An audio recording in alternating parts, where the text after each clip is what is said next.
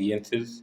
I am General Arvind Bhatia. I have been told to speak on this very sensitive topic, which is the Armed Forces Special Powers Act, which is been there for quite some time now. We'll talk about it as we go on. I am a third generation into the Kumaon Regiment, joined my dad's unit in June 1984. My dad is a Veer Chakra awardee of 1962 in the Wolong sector, and unfortunately, we lost him in 1965. Like already said, that I have varied experience in the north, essentially in the north, with 12 years in J&K, and right from the Siachen Glacier down to Riyasi and Doda and Kishtwar. I have served extensively. I commanded my unit for a year along the Amarnath Yatra, and then in Pulwama, Shupia, before we went up to the Siachen Glacier for a tour of duty on the Central Glacier, and then came down, brought the unit down to Delhi.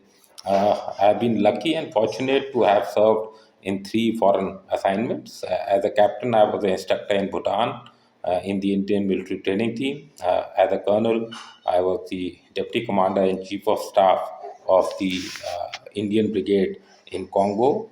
We were located in Goma. That was in 2009-10. And later, after doing my NDC, I was selected for diplomatic assignment to Islamabad. I was the military advisor in our High Commission in Islamabad, and that happened during the surgical strikes and the Uri attack.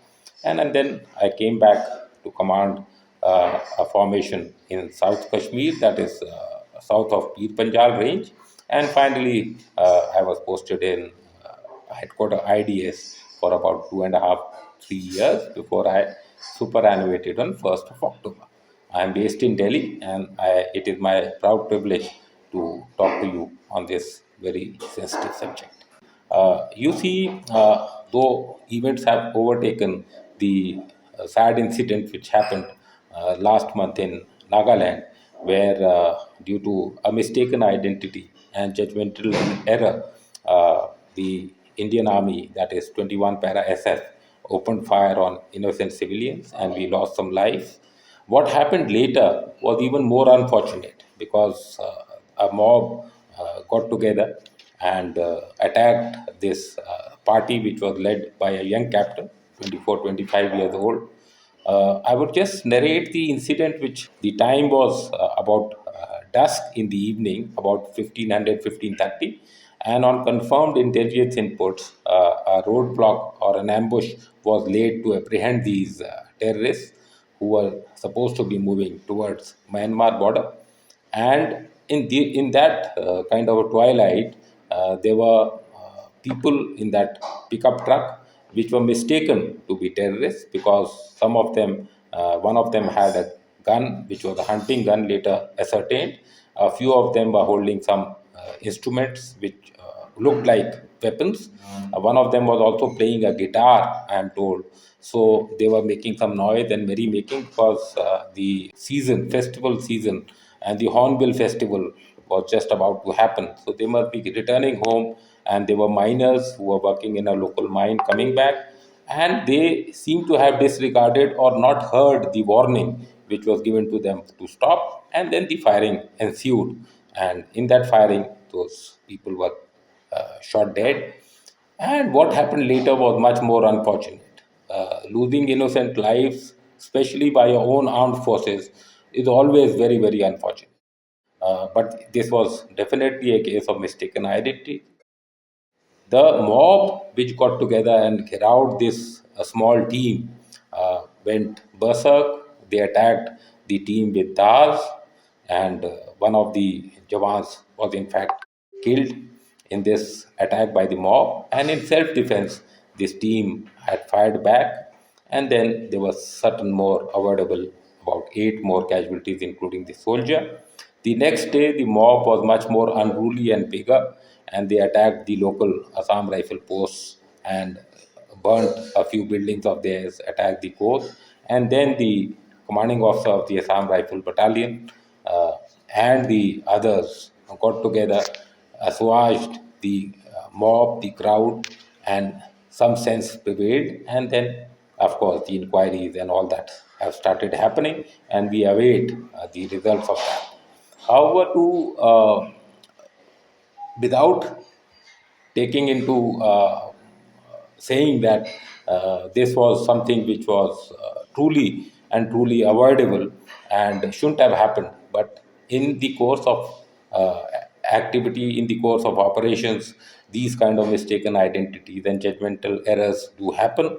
No life, no Indian army soldier would ever want to shed blood of innocent civilians, that to their own countrymen. And that is the biggest strength of this professional Indian army. That here is an army which is not bothered about the pay and allowances. This army thrives on the respect and the love and affection given to us by our fellow citizens, and that is what keeps the morale of the Indian army high. The Indian army also doesn't work that it is got protection or immunity through some special powers, so then they can, with impunity, carry out certain operations without any regard to collateral damage, without any regard to hitting a civilian or fratricide or these kind of things. There are a lot of checks and balances which are there in the Indian Army, starting from the COS commandments, there are SOP standard operating procedures, there are do's and don'ts, there are COS commandments. There are so many things which are told day night, day in and day out to the soldiers and the teams which go and operate in a CICT kind of environment.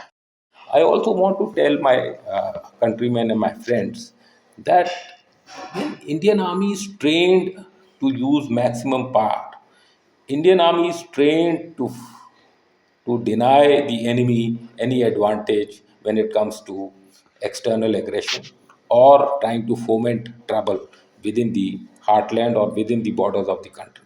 So they are trained to use maximum power. They are trained to use maximum restraint also when dealing with civilians. But the fact is that unlike the civil police or the central armed police forces, who are trained and are over a period of time used to operating in roid control or different kind of law and order situations, the Indian army does not operate in the manner that they don't fire in the air. They open fire, and when they open fire, they fire for maximum effect. They fire to shoot to kill, is what the motto is, and that is the primary task of the army, to safeguard our borders. When they shoot to kill. Now, this is not to say that Indian Army should never be used against the uh, your own civilians. It should never be used. But if an area has been disturbed, if an area has been declared as ungovernable, if the center or the state or the governor has imposed certain kind of has ascertained that the law and order of a particular region or area is not appropriate or not under the control of the civil administration, the local police, or the central armed police forces which are deployed in the area, only then the army is deployed. And when the army is deployed, it is governed by Armed Forces Special Powers Act. So I have a kind of a script which I'll now read out, which gives the genesis of this Armed Forces Special Powers Act. It also gives out the tenets. It also gives out where all it is applicable, and it also shows a kind of way ahead. So I'll now read my script. So for the past 6 decades, the India Army has been conducting CI and CT operations in different parts of the country, including Punjab, J&K, and in the Northeast. While operating in these civil areas, the forces encounter major complexities ranging from gruesome acts of violence carried out by militants or terrorists to unprecedented attacks by unruly and violent mobs. In such circumstances, the Indian Army has always been under tremendous pressure to not only safeguard the territorial integrity of the nation, but also to abide by their duty to protect the human rights of the innocent civilian population or even in self defense. AFPA comes into effect only after the government decides or declares a state or part of it as disturbed.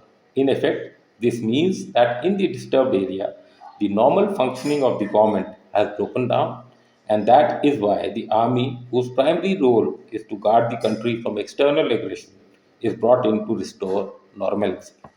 The Act is, in fact, an enabler for the armed forces to act proactively within a legal framework and in a time bound manner against insurgents or terrorists in a disturbed area.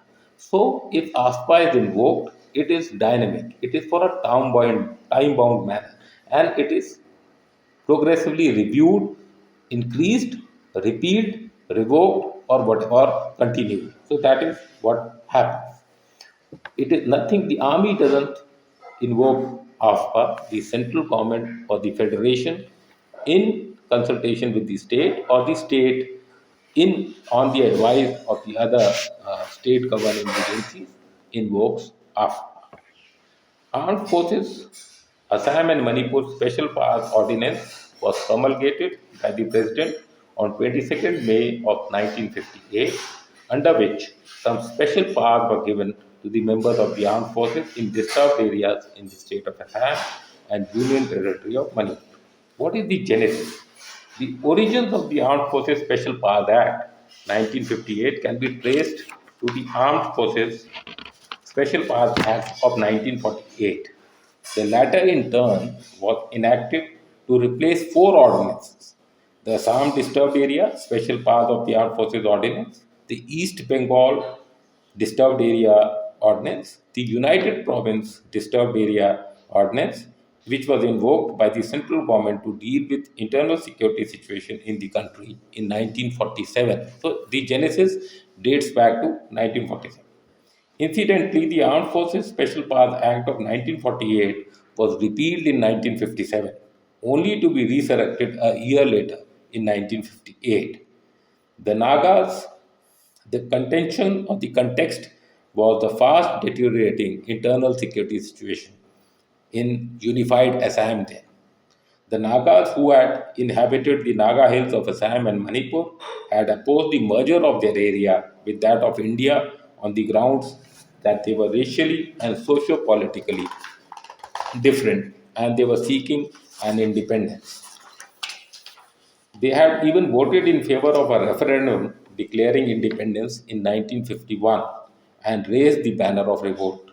They boycotted the first general elections in 1952, thereby demonstrating their non acceptance of the Indian Constitution, and started committing violent acts against the Indian state. The Armed Forces Special Powers Act of 1958 was so called because it was enforced in the Naga inhabited areas of the state of Assam and the Union Territory of Manipur.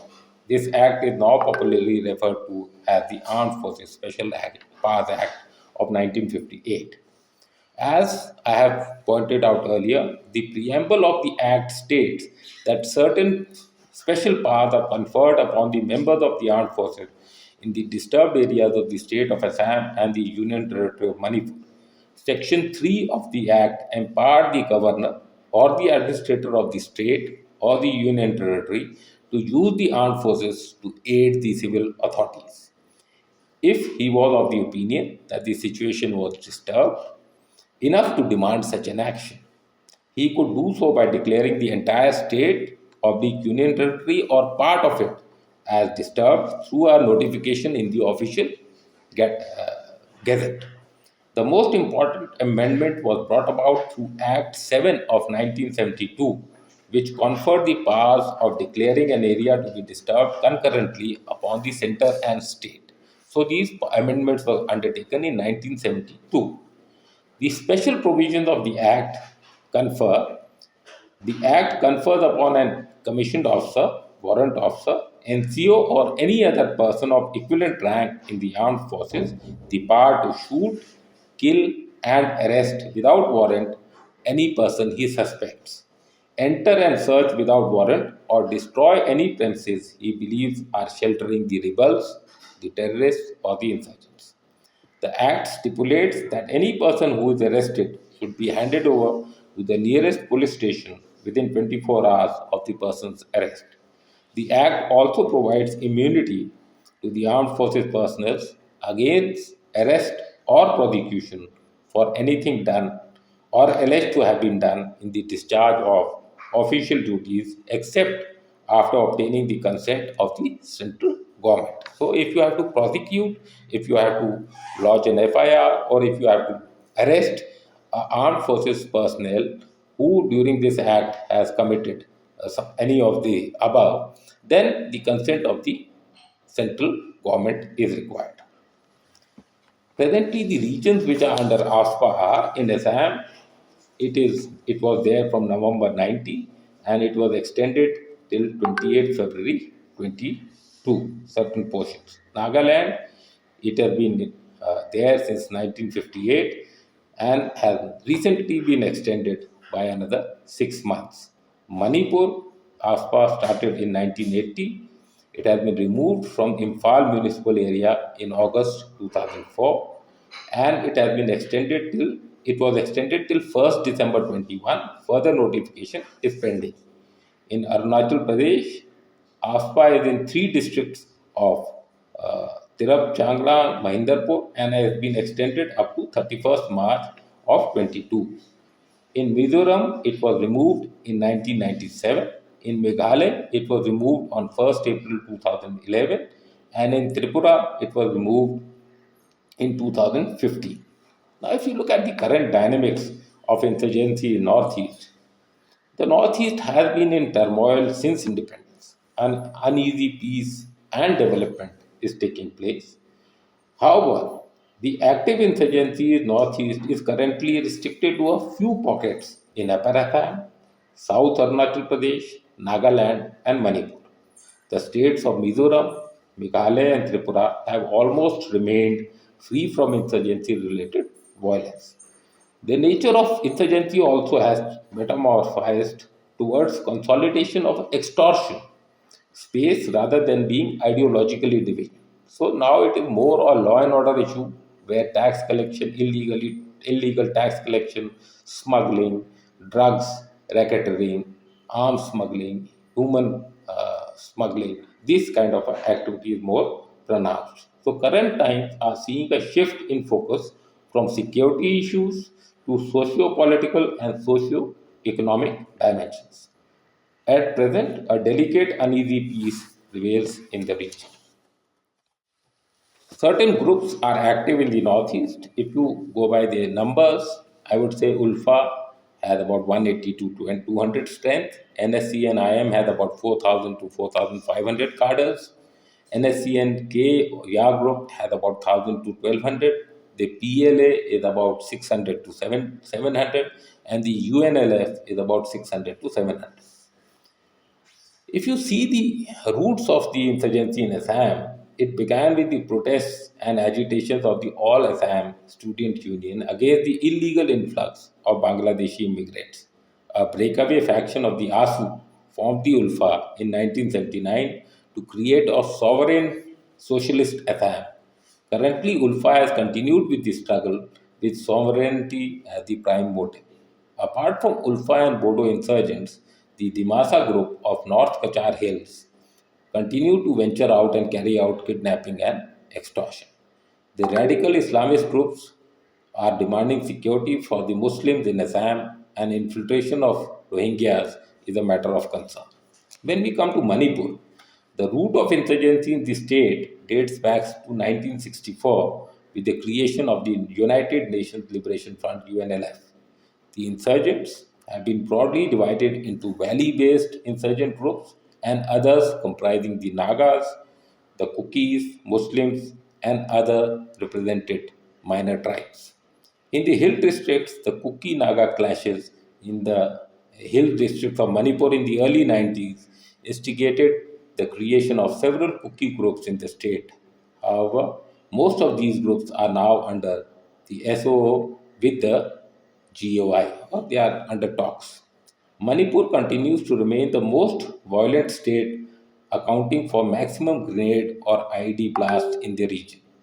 The central government had extended the disturbed area status to all parts of the state except in Imphal municipal area till 30th November 21.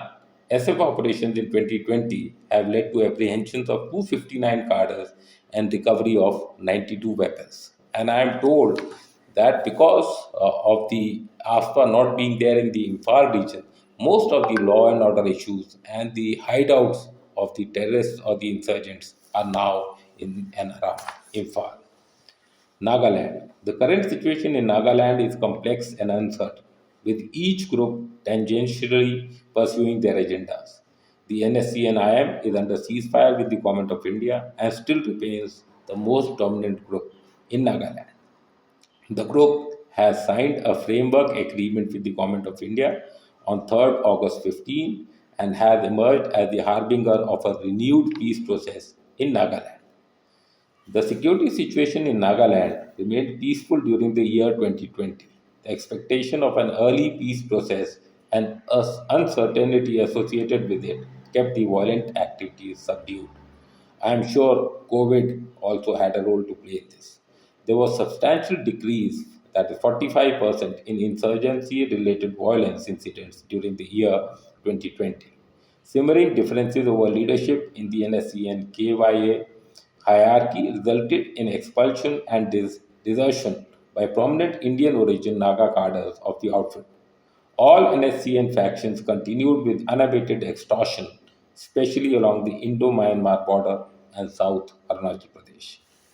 In Arunachal Pradesh, the insurgency is limited to three districts, namely Tirap, Changlang, and Longding, which witnessed activities of Ulfa I and NSCN factions. The ASPA contribution in managing the Northeast situation.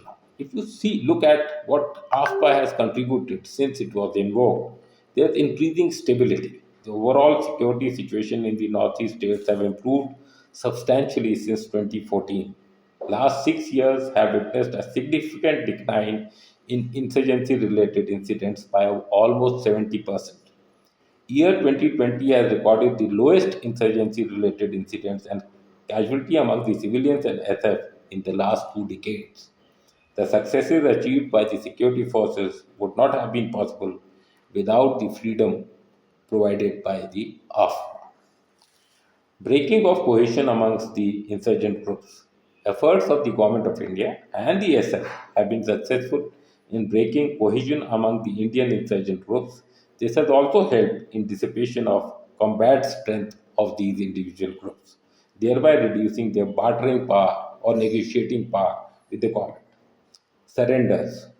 The year 2021 has witnessed surrender by all Karbi insurgent groups in Assam and prominent insurgency leaders of NSC and KYA joining the peace process.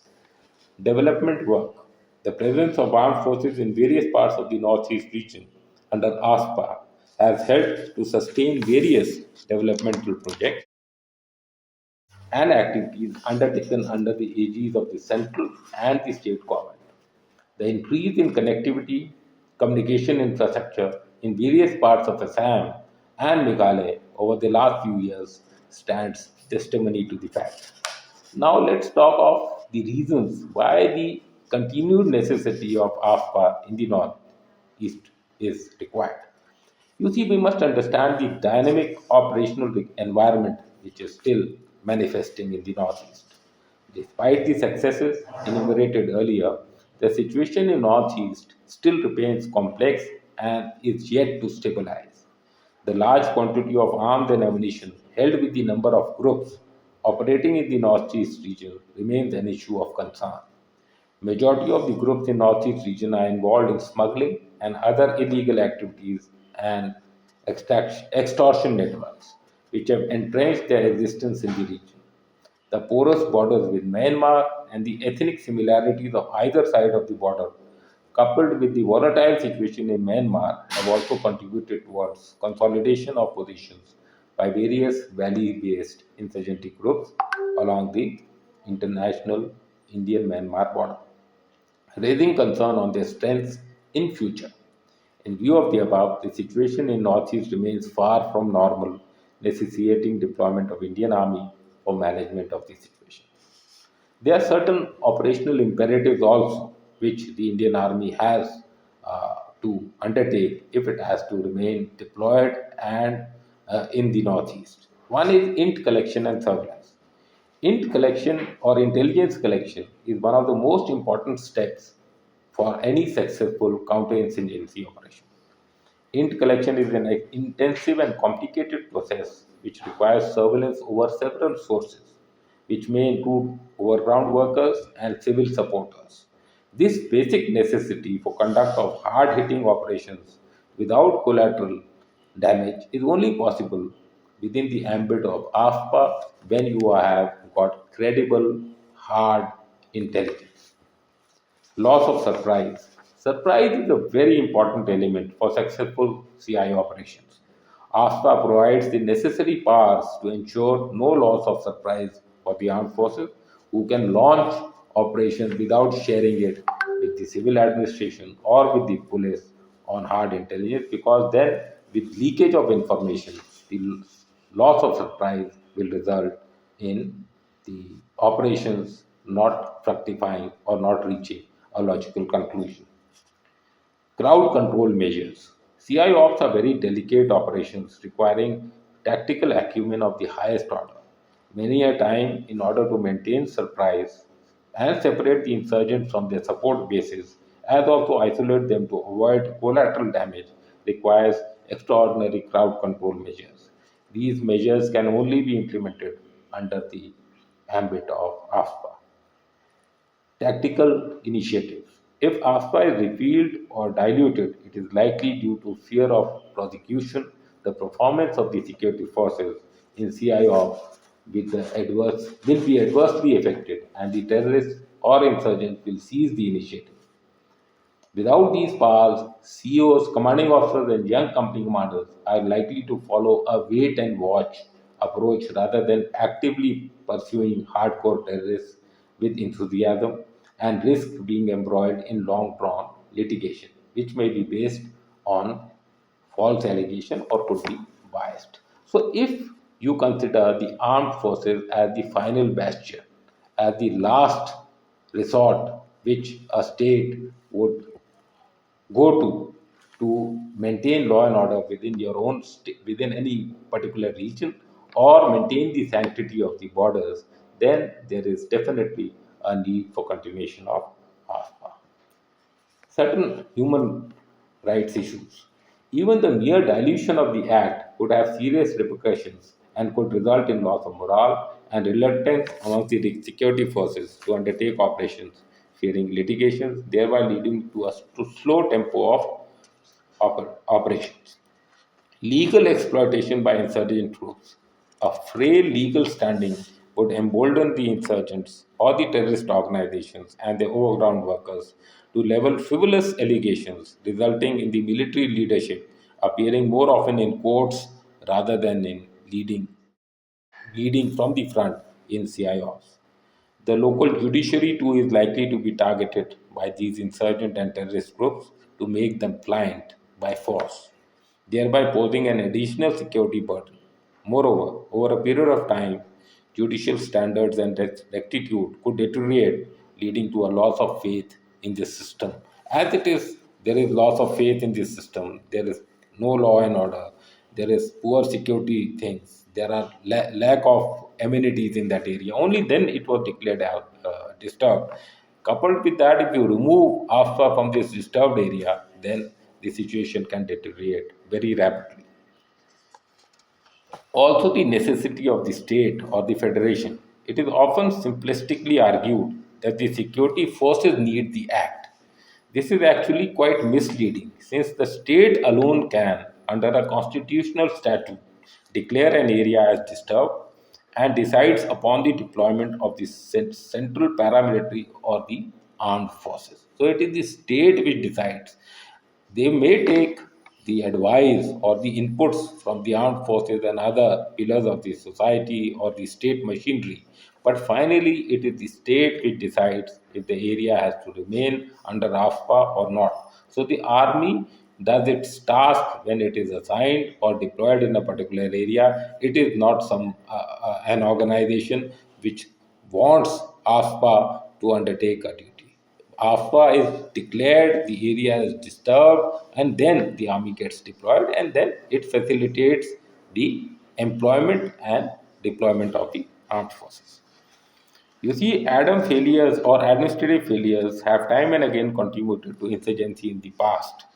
Once they have erupted, the local functionaries and the police forces have proved inadequate in coping with them. As a result, the states are simply forced to turn to central paramilitary forces or the army for protection of life and property. Having undertaken concerted CI ops over time, the affected states have simply failed to make capital out of the peace dividend which is being delivered by the security forces.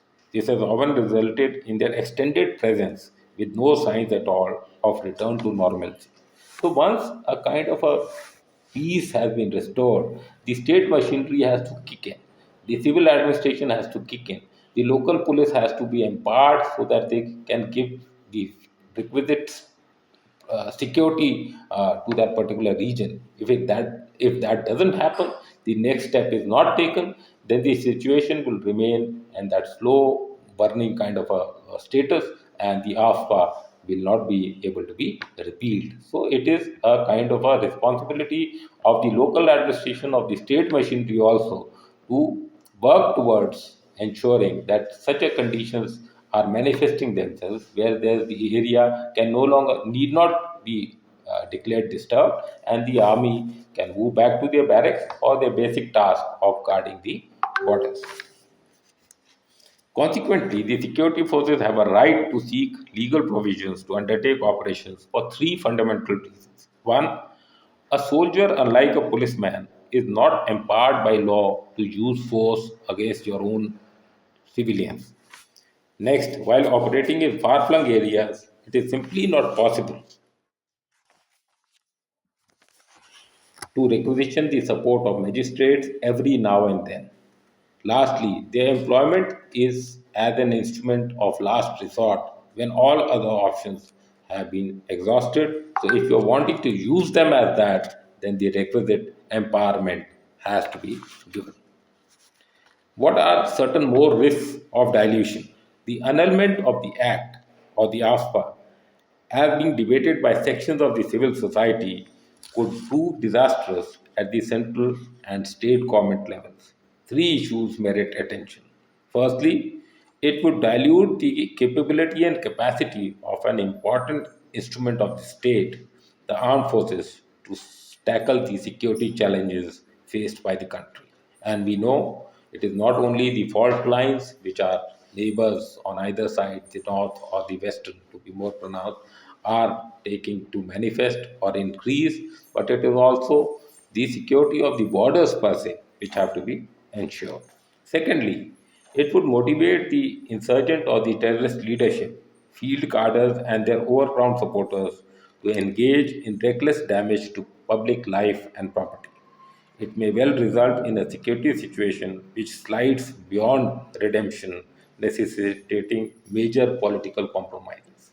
And thirdly, the annulment of the law and the resultant lack of security cover would adversely affect the governance and development capability in the insurgent affected states and the eventual redressal of the local grievances.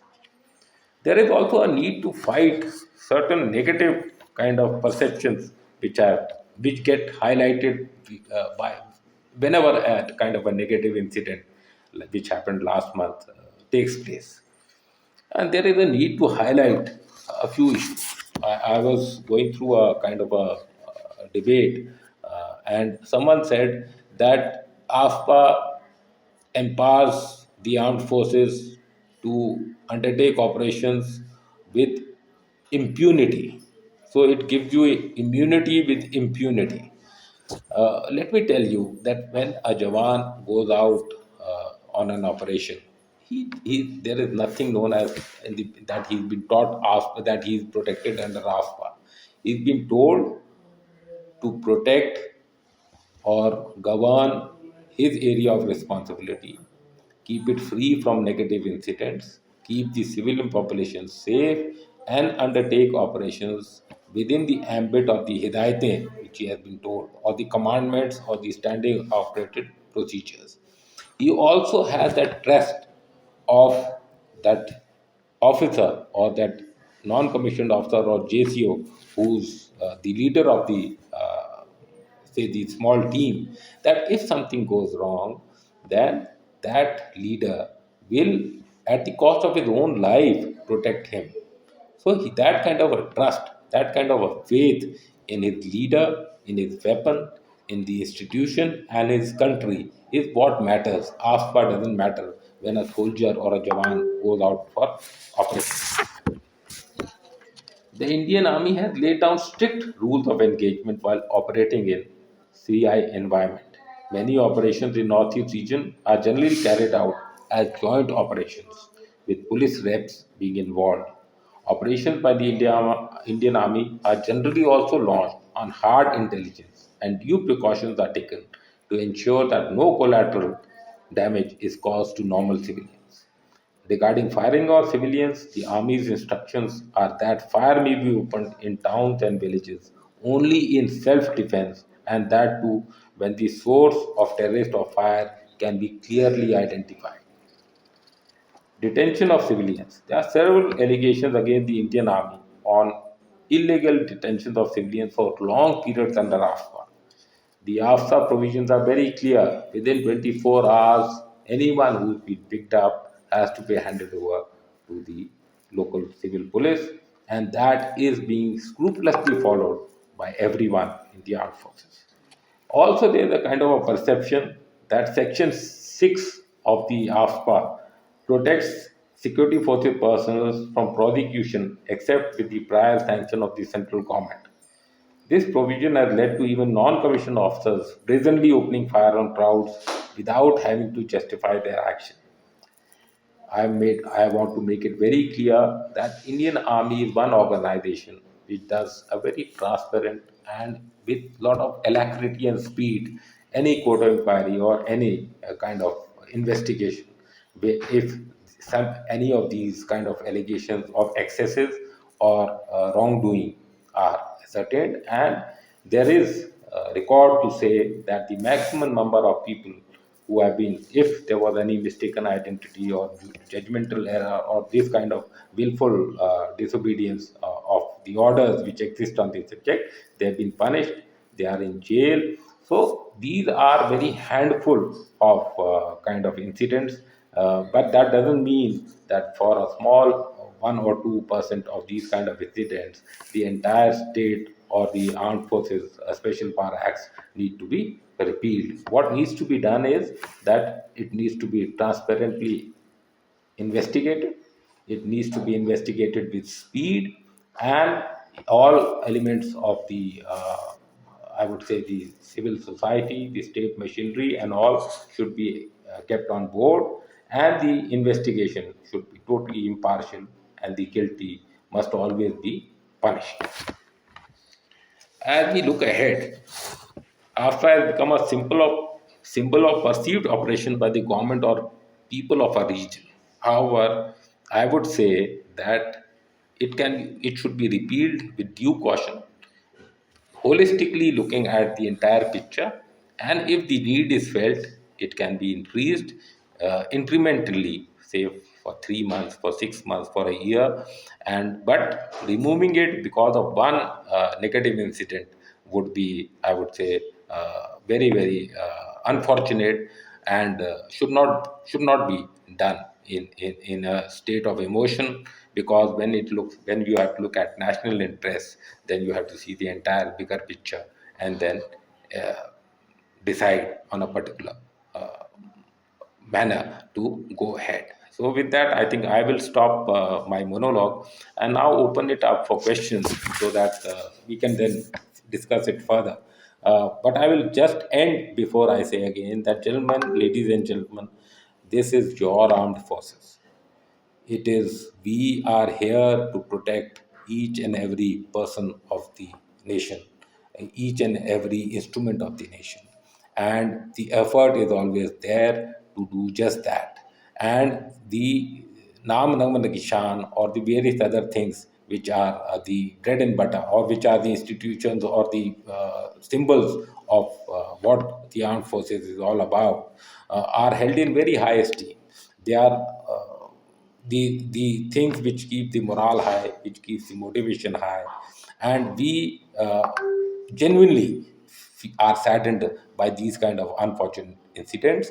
But do remember, like I told earlier, that if these kind of mistakes due to mistaken identity or judgmental error happens, the boy on ground had to decide. He was 25-year old when the son of Shah Rukh Khan was, I think, just with some drugs. He was found. Everyone said, "Bacha hai," and pardon him. But the fact is that here is a 25-year-old, almost the same age or younger than the son of Shah Rukh Khan, and he's handling the I would say the powers and the responsibility and the accountability which is on his shoulders, which includes the life of his own team and the integrity of the nation are at stake. Sometimes mistakes will happen, but you have to take it that it is not by intention, it is not by commission, it is because of some mistaken kind of identity. Thank you. So I was quickly reading up before the talk, some articles on ASPA on the Wire, which absolutely is infamous for completely leftist or even anti-India content. But there is this particular writer called Jade Lingdo, and just a visit to the Twitter profile clearly tells the orientation of the gentleman. The constitutional law honors student at Jodhpur University, National Law University, Jodhpur. But he talks about one case called EEVFAM versus Union of India, where some 1528 instances of extrajudicial executions. Are these related to AFSPA? I mean, it talks about that in this in context of removal of ASPA, and I'll quote him: "As a result of this culture of impunity, there have been numerous complaints of human rights violations which the citizens have brought to the attention of the courts. One of these is the EVVFAM case. Um, I don't know much about it, and it doesn't detail anything out, just makes an accusation. So I wanted to bring that up and see if you have any inputs on that." You see, the armed forces, thank you for your question, Rahul. The Armed Forces Special Powers Act essentially is for the armed forces. And I, in my 37 years of service, have maybe I can count on my fingertips one or three, two or three cases in J&K where the Indian Army per se has been accused of any extrajudicial kind of a killing. So, what the gentleman must be referring to is that what the police during its normal course of functioning has undertaken certain kind of activities in that, and I'm sure that also must be the guilty would be punished if there were any these kind of extrajudicial killings. However, as far as the armed forces is concerned, related to ASPA, there'll be in the last say 60, 70 years of its being in place, there would be you can count it on the fingers of one hand. You don't even require two hands where this kind of a thing would happen, and that is why the perception is that anything happening by anyone who wears the belt, be it the police, the paramilitary, the central reserve armed police forces, they all is considered that they are all protected by the AFPA. AFPA is only for the armed forces, and essentially because it is in CI and CT operation, it is essentially the army, the navy, and the air force. Though they have the Marcos or the I would say the air warriors in some places are deployed in sensitive areas in J&K and the Northeast, but essentially AFPA covers the tactical operations being launched in disturbed areas, and there are hardly any judicial killings. And whatever killings have happened, one or two, the people are in behind bars, and it is there for all to see.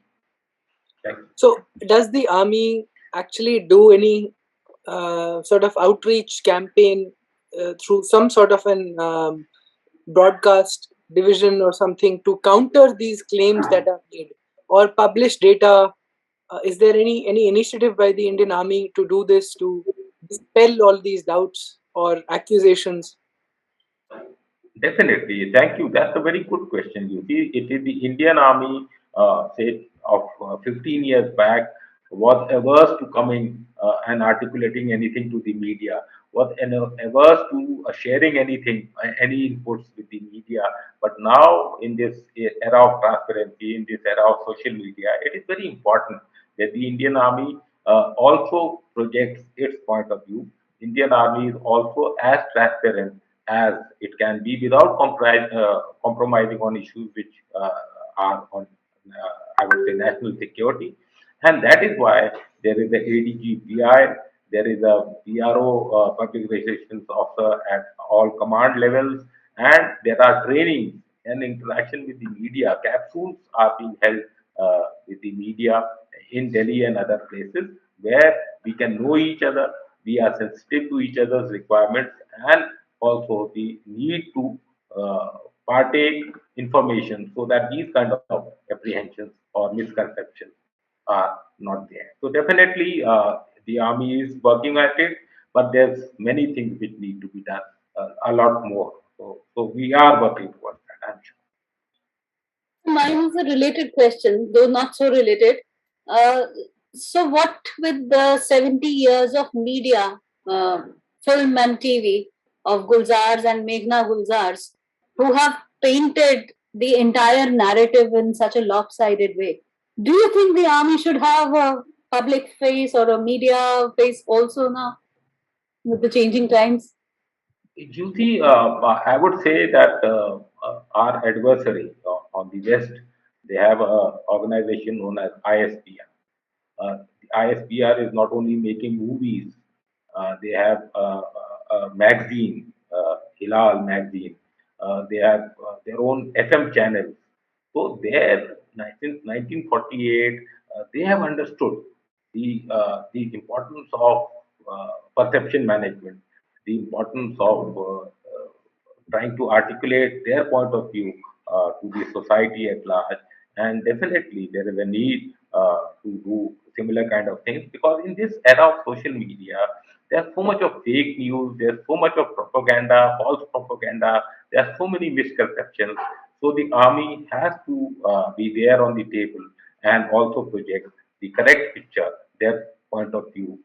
And the earlier it is done, the better it is. So there is definitely a need, and we need to learn even from our adversaries and accordingly work.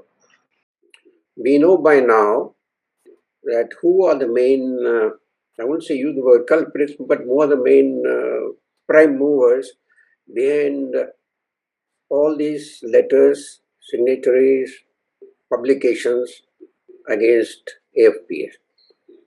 Now, once they have been identified, who do you think should really be taking actions against these people? Should it be left to the army? Should it be with the IB? Should it be with the RAW? How do you look at it? Thank you for your question, sir. My regards.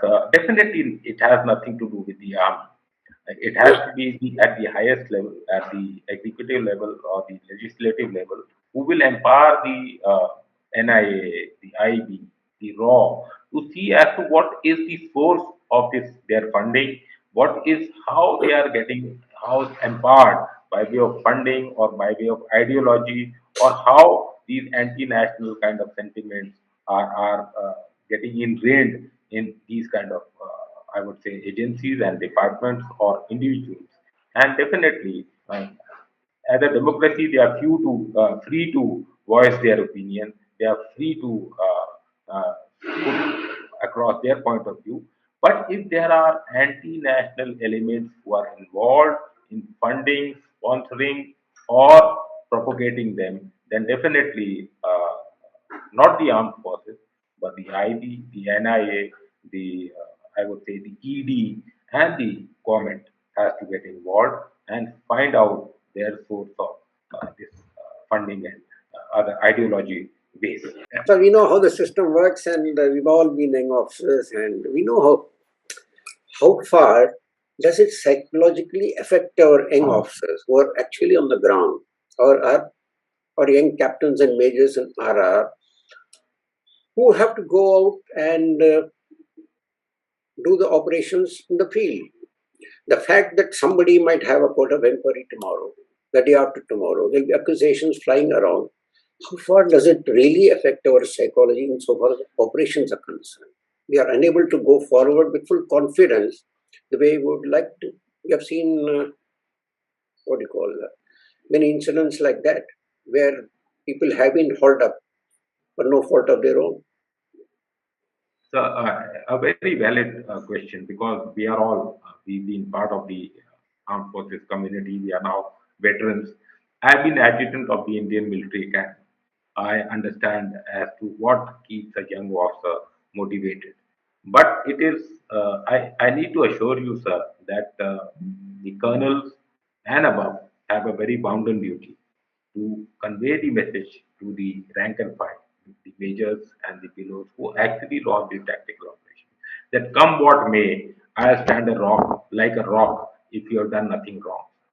And I will put my career on the point to safeguard your interests, your honor, and your well-being.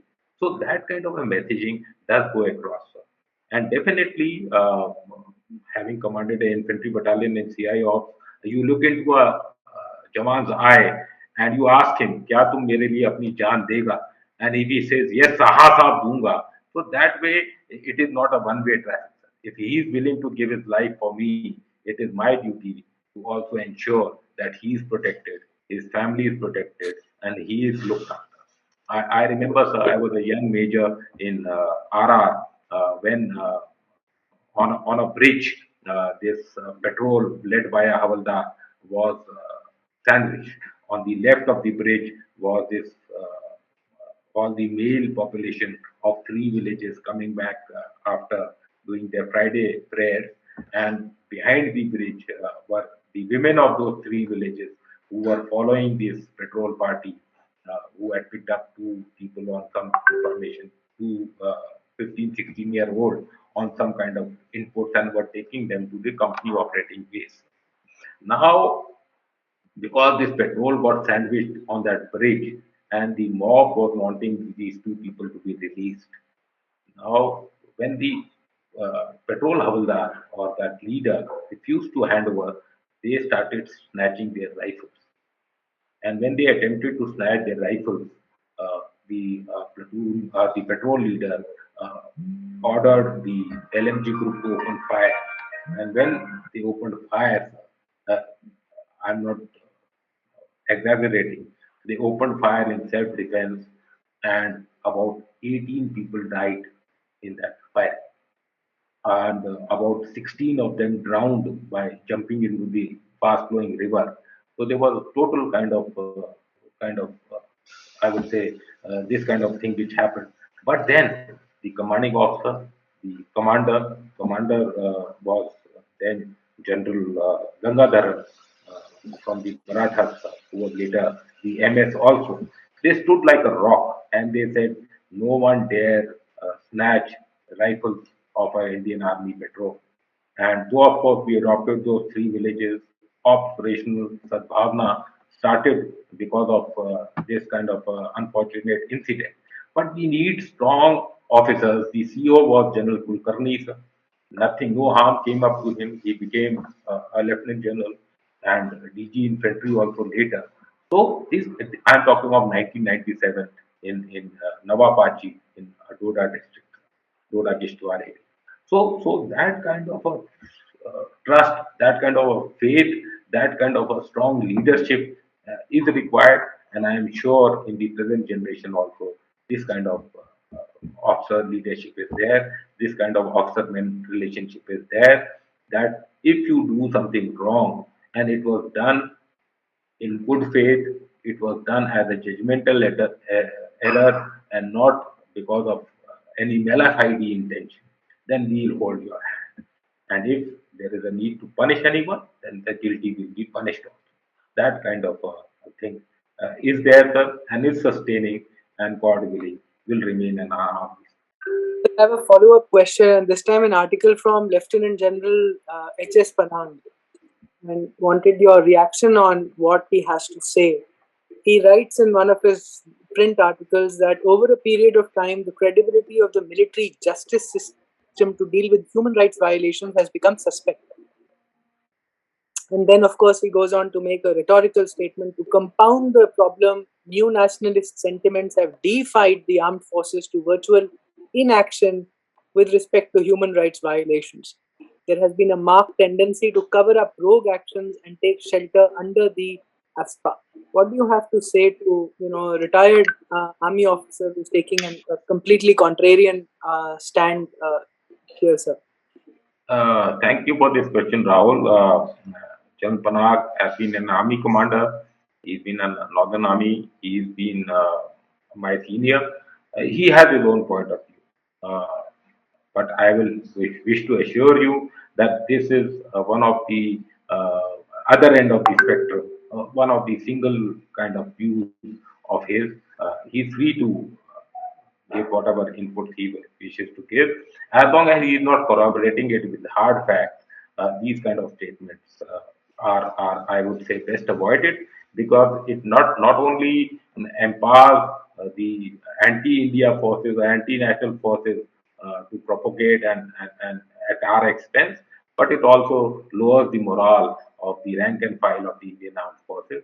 And I think definitely there needs to be some kind of a soul searching to avoid this kind of delegating statements, because the Indian Army is one of the best as far as discipline, human rights record, or motivation is concerned. So, whatever my senior has said, I will. It is a point of view, but definitely it is not corroborated by facts or ground. Again, a not so related question. We just had this huge disaster of the Chief of Defense Staff, Defense Officers, Bipin Rawatji, and now the security breach with the Prime Minister. Don't you think, well, that with the vehicles that we are using, like Prime Minister's was too glaringly obvious. He has a fortress, that Mercedes thing, and the other armored vehicle that he has in Delhi. Here he was in front seat of a Toyota, unarmored Toyota, and on a highway. So don't you think there are too many faux pas have I mean, this is not really related with the Indian Army, but it is the security of our national leaders. Anything you have to say about that? Thank you, Aparna, for bringing up this very sensitive issue. Totally unacceptable. This kind of security breach can and should have never happened. It was most vulnerable kind of a situation. He was sandwiched on a bridge. A drone could have done something. Any anti-social element could have started stoning this. Anything could have happened. And definitely, heads must roll. There has been total loss of, I would say, cooperation, integration, and I am told that there are certain elements of the state administration also who have not lived up to what the blue book says, or what the actions which are required to be taken. It is even a second lieutenant or a lieutenant would know that if a VIP movement is taking place, there is always a plan B. When it is for the prime minister, it is not only plan B, it is plan C, D, E, and F. And if all that has to happen, then this kind of a argument that suddenly it was decided and suddenly this kind of thing happens, it totally not accepted. Heads must roll, whether it is of the state machinery, whether there are certain elements of ESPG who have not played their part properly, or have conveyed but not ensured. All this must be properly investigated at the highest level, and anything could have happened. Very grave situation should not happen. As far as the loss of the CDS, his wife, and the other 13 brave soldiers, including my very good friend Brigadier Litter, is concerned, you see, the report has come. The court inquiry, I read it in the newspapers, though the uh, MOD statement or anything official has not been declared, but definitely there has been some kind of a error, judgmental error, loss of orientation, and as that, and it can happen anytime. It can happen. It has happened earlier. We've lost a air chief from in Pakistan, have been lost to that. We have a basketball player of USA who was lost to this kind of a pilot error or loss of orientation. And when the master pilot or the chief pilot, who was the commanding officer of that thing, he gets disoriented. The other co-pilot has hardly any reaction time to make amends, and they were so close to the mountain that something happened in that I would say 15 seconds, and the crash took place. So definitely, but you see the kind of groundswell for love for the CDS, which was evident right from Wellington to Delhi, all over India. This shows the love which the people of India have for the armed forces and their soldiers, and that is why I feel I have a lot of hope that any these kind of mistaken identities and these kind of I would say negative incidents which have happened in Nagaland or earlier also will not make us lose the respect and love of our civilian population or Indians. I was a part of a teenagers discussion this morning. My son, who's now 19, 20 years old, discussing that the kind of pride Indians, they're all Indian students studying abroad.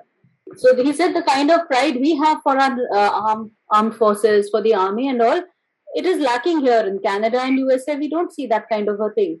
And then another pertinent answer that was given was that because we in India are securing our own borders, these USA people, they go sit in Afghanistan and they go sit in Vietnam, who's going to have pride about in that.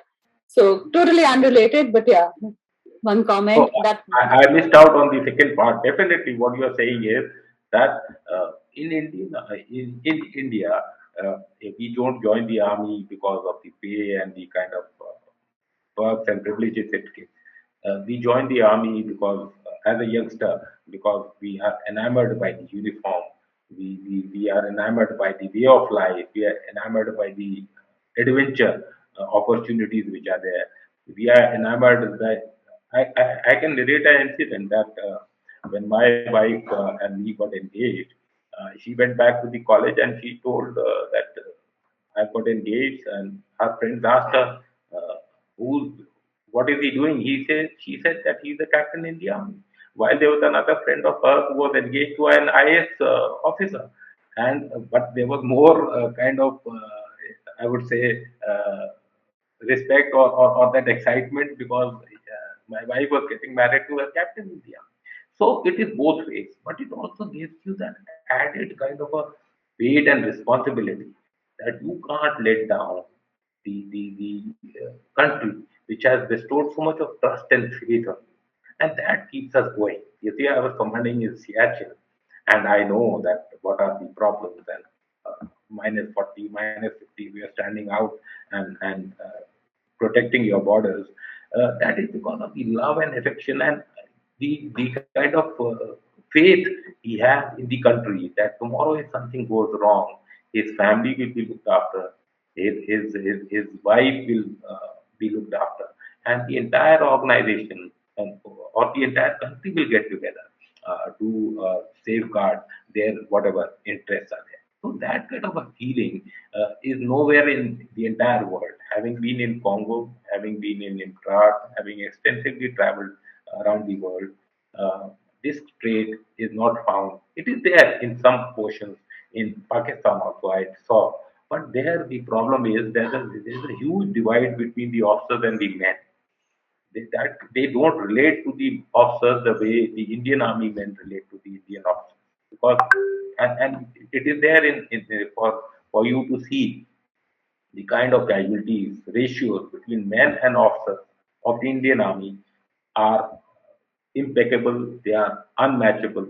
Nowhere else in the world, I would say, this kind of casualty ratio is maintained. So I would say that all is well.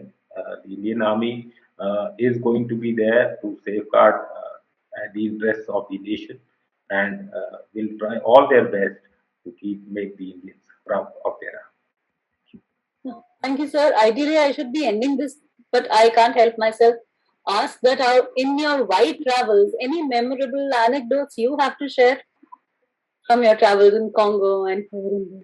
and Siachen. Oh yes, oh yes. You see, I will just tell you something about an incident which happened in my 6 months of command in the on the glacier. I lost only one Jawan to an avalanche, Naik Hoop Singh, and my tribute to him because of course he was, and we all thought that because Kumaon regiment we pray Kalika Mata, that Kalika Mata ने अपना एक हमसे आहुति ले ली, एक बलिदान ले लिया. And you know what happened? This was a small post about 13 men, and the cornice or the entire hill caved in onto these two tents which were there, and all the 10 people they got into the buried under the avalanche and came downhill, and there were only 3 people who were left. So these 3 people who were left, they ran down or they slid down with the dog. There was a dog, uh, local dog, which was staying with them at about 20,000 feet, and they started digging up these boys. And all of them were taken out, but for one, and which was Naik Bhoop Singh, whose body was retrieved after 20 minutes, and he was dead by then. Now, I couldn't get to send a helicopter to get the body back for 3 days because of bad weather. So they were staying without only in one tent with the body buried outside in the snow. And this dog for 3 days did not enter the tent, did not eat. He sat over the dead body and as if he was guarding it or protecting it. So that is the kind of loyalty which a dog has shown. So this I would say, and he was the same dog. If you would bury some chicken, live chicken, which frozen chicken to be cooked later, he would want to dig it out. But here was a body there, and he did not budge in, did not eat, did not drink, did not move into the tent, and stayed on that body. And that example I keep giving them that everyone, each Jawan, if a dog can show so much of loyalty to the departed, it is our bounden duty in the army and in the country to give respect and honor the men who lay down their lives for protecting the nation. So I thought I'll just share. I was trying to find this gentleman. I think he's a lawyer, Navroop Singh, if I'm not wrong. Uh, and he's been fighting for the armed forces, cases that the government of India, the Union of India, has keeps taking soldiers to court. People, soldiers who've lost, say, a limb in line of duty or something like that, and even for petty things like full pension. The government of India seems to be taking soldiers to court, or the other way around, for soldiers to keep getting their pension, due pension. Could you shed light on this? I know this is a topic for another time, and maybe a more detailed topic on what is going on here, because one keeps hearing gory stories from this lawyer Navroop Singh. Like I said, I can't recall the name completely. You have a comment there on this? Yeah, Navroop is definitely doing a wonderful job. He has the heart in the right place. You see, there are certain kind of bureaucracy, red tapeism, certain kind of anomalies which creep up with each pay commission. There are certain amount of interpretation of rules and regulations which are not undertaken in the correct format. There is OROP issues. There are pay anomaly issues. There are various other issues.